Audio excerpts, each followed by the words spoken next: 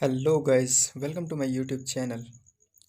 दोस्तों, जैसा कि आपको पता चल चुका होगा कि एसएससी सिलेक्शन पोस्ट 8 के लिए एडमिट कार्ड से रिलेटेड नोटिफिकेशन आ चुकी है। 6 नवंबर से एग्ज़ाम की स्टार्टिंग भी है। तो आई होप आप सबकी प्रिपरेशन बहुत ही अच्छी चल रही होगी। आप सबकी हेल्प के लिए मैं कुछ क्वेश्चंस रीजनिंग से लेके आया हूँ। आगे भी ऐसी वीडियोस मैं क्वांटिटेटिव एप्टीट्यूड से, जीएस से और इंग्लिश से लेके आता रहूँगा, जो भी इस एग्ज़ाम के लिए इम्पोर्टेंट है। तो आइए दोस्तों, एग्ज़ाम की प्रिपरेशन को स्टार्ट करते हैं। मैं आपके लिए कुछ इम्पोर्टेंट रीजनिंग के क्वेश्चंस लेके आया हूँ। इसकी प्रैक्टिस आप करिए अच्छे से। ऐसे ही क्वेश्चंस एग्ज़ाम में पूछे जाते हैं। ये कुछ क्वेश्चंस हैं, इसके बाद और भी इसकी सीरीज़ में लेके आऊँगा आपके लिए। तो वीडियो को प्लीज़ आप पूरा देखें। वीडियो अगर अच्छी लगे तो वीडियो को लाइक करें, हमारे चैनल को सब्सक्राइब करें और ज़्यादा से ज़्यादा अपने फ्रेंड्स तक शेयर करें। चलिए दोस्तों, शुरू करते हैं।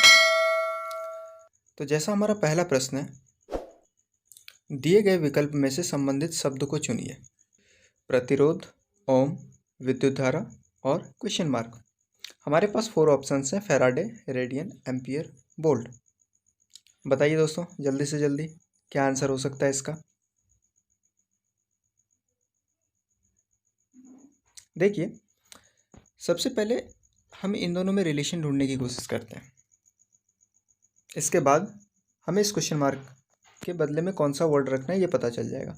तो आपको पता होगा प्रतिरोध का मात्रक ओम होता है। सोन, विद्युत धारा का मात्रक क्या होगा? एम्पियर। तो ये हमारा राइट आंसर है। नेक्स्ट क्वेश्चन को देखते हैं। सेकंड क्वेश्चन है, दिए गए विकल्पों में से विषम संख्या चुनिए। ऑप्शंस है हमारे पास 149, 157, 199 एंड 121। बताइए दोस्तों, बहुत ही आसान क्वेश्चन है।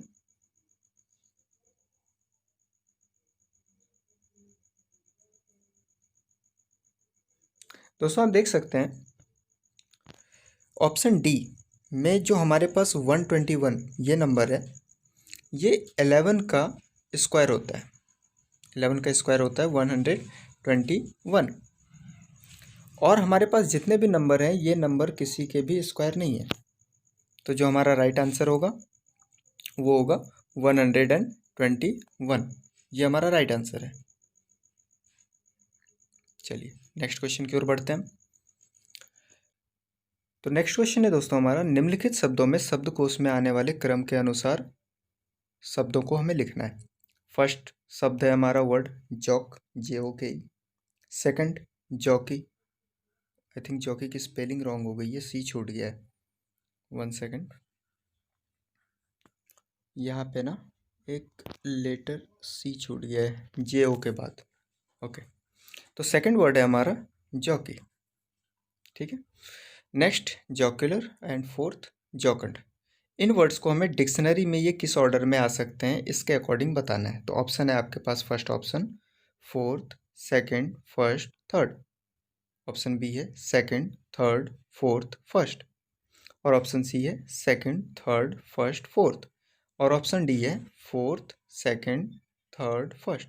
तो बताइए दोस्तों, इनमें से कौन सा आंसर सही होगा। देखिए, इनमें कभी भी आपको बड़े वर्ड्स देख करके कंफ्यूज नहीं होना है। सबसे पहले स्टार्टिंग से जो भी चीज़ें मैच हो रही है उसको आप साइड करो। JO इन सभी चीज़ों को हमें नहीं देखना, इन लेटर्स को ध्यान नहीं देना हमें। अब इनके बाद देखते हैं कि कौन कौन से लेटर आ रहे हैं। फर्स्ट में के, फिर C तो के तो बाद में ही आएगा, सबसे लास्ट में होगा। तो सबसे लास्ट में 1 आपको रखना है। ठीक है, C। अब इसके आगे हम बढ़ते हैं, C लेटर के आगे। तो आपको सेकंड वाले वर्ड में दिख रहा है C के आफ्टर के है, इनमें U है और U है। तो के वाला सबसे पहले आएगा, यानी सेकंड ऑप्शन आप देखो किस में सबसे पहले है, बी में भी है और सी में भी है। बट मैंने अभी क्या बताया था कि फर्स्ट वाला जो लेटर है उसमें के आ रहा है ना, वो सबसे लास्ट में हो जाएगा, क्योंकि ये सी है। इनमें से कोई फर्स्ट, सेकंड, थर्ड बनेगा और ऑप्शन फर्स्ट लास्ट में जाएगा। तो ये ऑप्शन हमारा बी करेक्ट है। देखिए, इसे हम एलिमिनेशन मेथड बोलते हैं, है ना। एलिमिनेशन मेथड ये होता है कि अगर आपको थोड़ी बहुत हिंट मिल जाती है, उसके अकॉर्डिंग आप आंसर को जल्दी फाइंड कर सकते हो, है ना। तो इस मेथड का आपको ज़्यादा से ज़्यादा यूज़ करना है, इससे हमें जल्दी आंसर मिलेगा। चलते हम अपने नेक्स्ट क्वेश्चन की ओर। दीपक के एक भाई का नाम आदित्य है। दीपक कुलदीप का बेटा है। बंटी कुलदीप के पिता हैं। आदित्य बंटी से कैसे संबंधित है? आदित्य और बंटी का क्या रिलेशन है? चाचा का, भाई का, पोता का या दादा का? बताइए।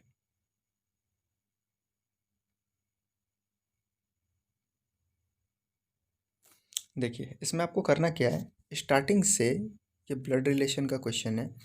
सबसे पहले आप देखिए, दीपक के भाई का नाम आदित्य है ना। तो ये हम डी ले लेते हैं दीपक के लिए, और इसका एक भाई है आदित्य, ठीक है।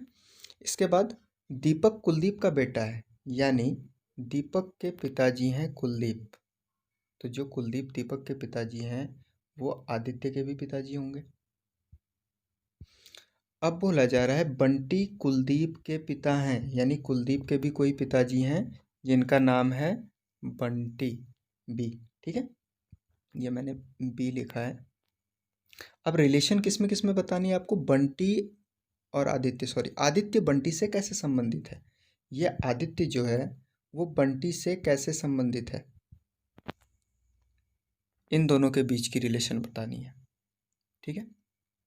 तो देखिए, आदित्य बंटी का क्या लग रहा है? पोता लग रहा है ना। ऑप्शन सी हमारा सही है, राइट आंसर ऑप्शन सी। अगर पूछा जाता कि बंटी आदित्य से कैसे संबंधित है तो दादा होता। यहाँ पे पूछा जा रहा है आदित्य बंटी से कैसे संबंधित है, तो पोता है वो। चलिए अब हम अपने नेक्स्ट क्वेश्चन की ओर चलते हैं। दिए गए चित्र में लुप्त संख्या ज्ञात कीजिए। देखिए, आपको यहाँ एक फिगर दिख रही है जिसमें एक बॉक्स खाली है। तो यहाँ पे आप किस नंबर को फिल कर सकते हो? आपके पास ऑप्शंस हैं 4, 7, 3 एंड 6। सबसे पहले आपको रिलेशन ढूंढनी होगी कि जो पहली बॉक्स है उसमें कौन सी रिलेशन चल रही है इसमें, फिर दूसरी बॉक्स में कौन सी रिलेशन है, उसके अकॉर्डिंग आप तीसरी को फिल कर पाओगे, है ना। तो रिलेशन ढूंढते हैं। पहले सबसे पहले रिलेशन हमें ढूंढना होगा।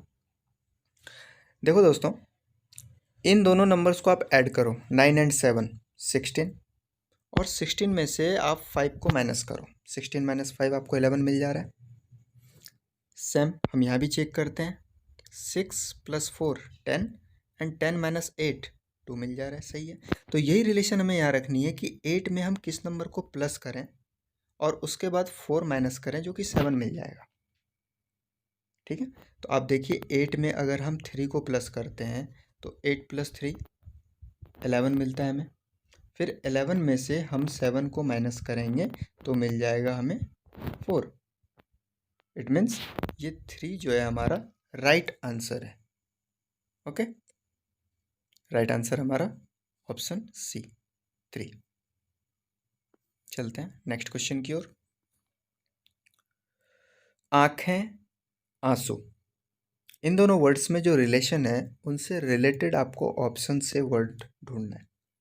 भूख, रोटी, ज्वालामुखी, लावा, हृदय, धमनी, समुद्र, जल। कौन सा ऑप्शन सही होगा? सबसे पहले हम ये पता करते हैं कि आँखों में और आंसू में क्या रिलेशन है। आँखों से आंसू निकलते हैं, है ना। आंसू जो है वो आँखों से निकलते हैं। तो यहाँ पे हमें उसी के अकॉर्डिंग देखना है, क्या रोटी भूख से निकलती है? नहीं। क्या धमनी हृदय से निकलती है? नहीं। जल समुद्र से निकलता है? नहीं, निकलता नहीं है, वो समुद्र में होता है ना।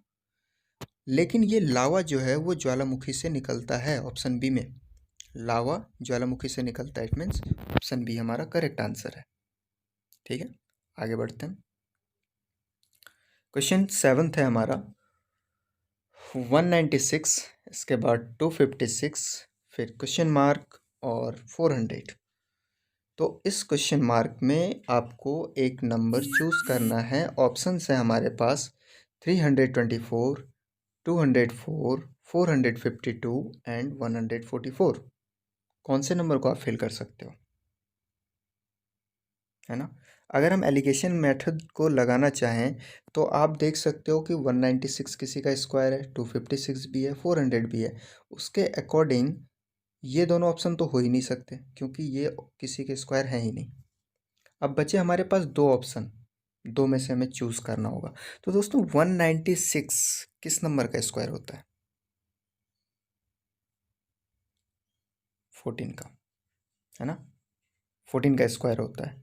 फिर 256 16 का स्क्वायर होता है और 400 ये 20 का स्क्वायर होता है। अब बताओ आप कि 14 16 फिर बीच में एक क्वेश्चन मार्क डाल दूं 20, तो आप क्लियर देख रहे हो 2 2 करके इंक्रीज हो रहा है। इट मीन्स क्वेश्चन मार्क के जगह हमें 18 रखना है। तो 18 का स्क्वायर कितना हो जाएगा? 324। ये आंसर है हमारा क्वेश्चन नंबर 7 का। ठीक है, अब हम नेक्स्ट क्वेश्चन पे चलते हैं अपने। सीता पश्चिम की ओर 10 किलोमीटर चलती है, फिर दक्षिण की ओर मुड़कर 10 किलोमीटर चलती है, तब पूर्व की ओर मुड़कर 10 किलोमीटर चलती है और फिर उत्तर की ओर मुड़कर 10 किलोमीटर चलती है। तो वो प्रारंभिक स्थल से कितनी दूर है? आपको डिस्टेंस बतानी है। तो जब भी डायरेक्शन का क्वेश्चन आए ना आपके पास, जब भी डायरेक्शन का क्वेश्चन आए तो दोस्तों आपको पता होगा कि ऐसे हम डायरेक्शन को रखते हैं मैप में, है ना? North south east west. तो इसके अकॉर्डिंग अगर देखा जाए तो सीता पश्चिम की ओर पहले 10 किलोमीटर चल रही है, यानी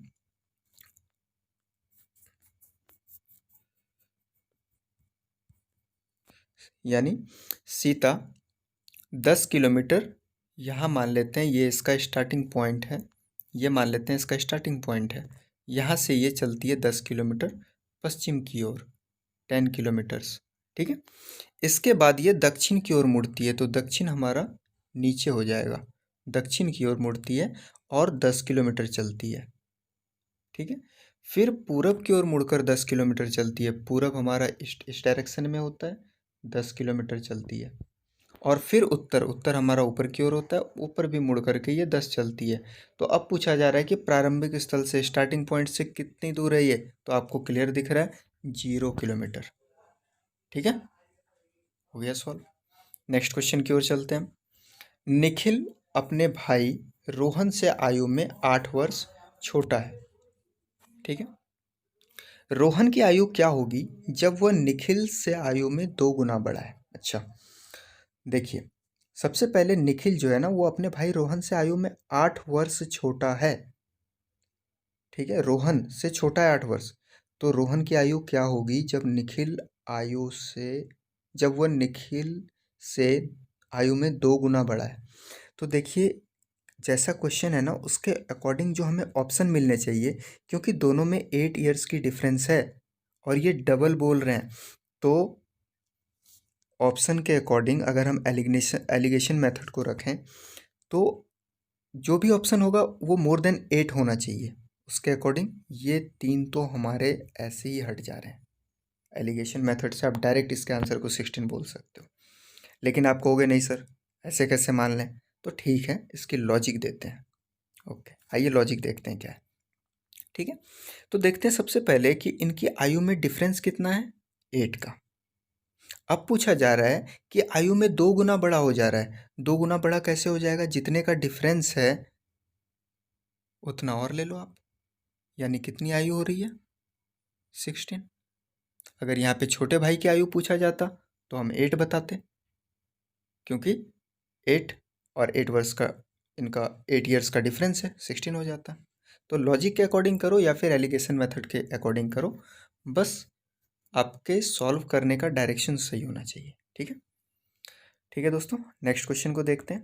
क्वेश्चन नंबर 10, यदि बीते कल से पहले दिन बुधवार था तो रविवार कब होगा? बहुत ही सिंपल क्वेश्चन है, बीते कल से पहले। ठीक है, तो हम कुछ देखिए, जैसे मान लेते हैं ये आज का दिन है, तो बीता हुआ कल ये है हमारा, और उससे भी एक दिन पहले, यानी ये वाला दिन जो है ये बुधवार है। ठीक है, ये हमारा आज का दिन है, इसको याद रखिएगा। ये हमारा बुधवार है, तो रविवार कब होगा? तो देखिए ये बुधवार है तो ये बृहस्पतिवार होगा, यानी आज कौन सा दिन है, शुक्रवार। तो शनिवार रविवार, ऑप्शन के अकॉर्डिंग हम चेक करते हैं हमारा आंसर कौन सा होने वाला है। आज आज तो नहीं होगा क्योंकि आज हमारा शुक्रवार निकल रहा है। आने वाला कल नहीं होगा, शनिवार होगा। आने वाले कल के बाद अगले दिन, हाँ ये हमारा सही है कि आने वाले कल के भी एक दिन के बाद हमें रविवार मिल रहा है। तो option number C is the correct answer. ठीक है दोस्तों, तो आज के लिए बस इतने ही क्वेश्चंस थे। और भी क्वेश्चंस की सीरीज़ में आपके लिए लाता रहूँगा। वीडियो कैसी लगी प्लीज़ आप ज़रूर बताइएगा। ज़्यादा से ज़्यादा वीडियो को शेयर कीजिए, कमेंट बॉक्स में कमेंट करके हमें बताइए और चैनल को सब्सक्राइब ज़रूर करें। ठीक है दोस्तों, धन्यवाद।